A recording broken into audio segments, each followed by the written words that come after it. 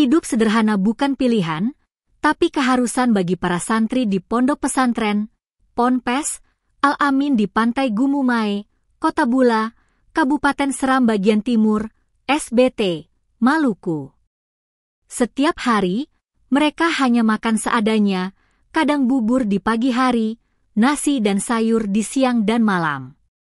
Untuk 10 santri yang menetap, biaya makan sehari hanya sekitar 30.000. Jumlah itu sudah termasuk bahan pokok seperti sayur, bumbu, dan minyak goreng.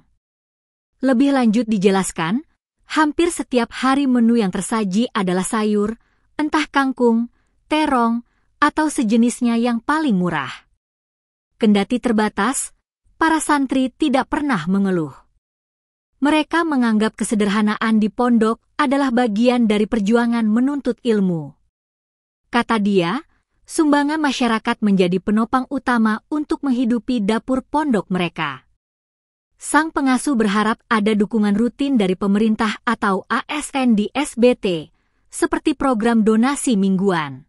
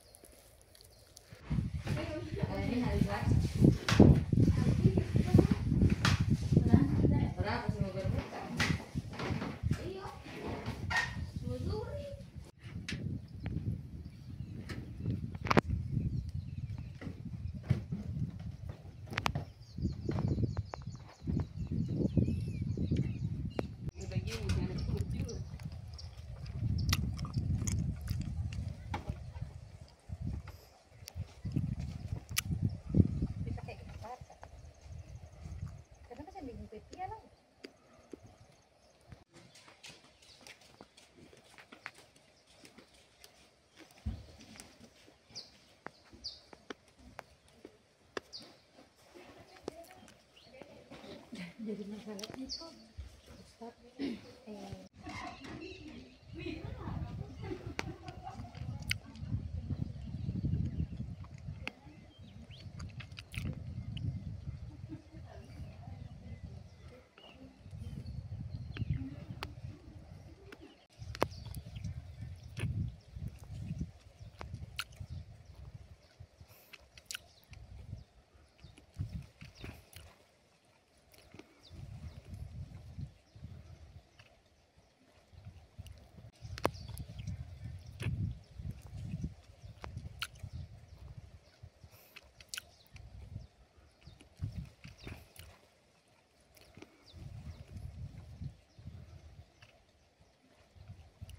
download Tribun X sekarang, menghadirkan lokal menjadi Indonesia.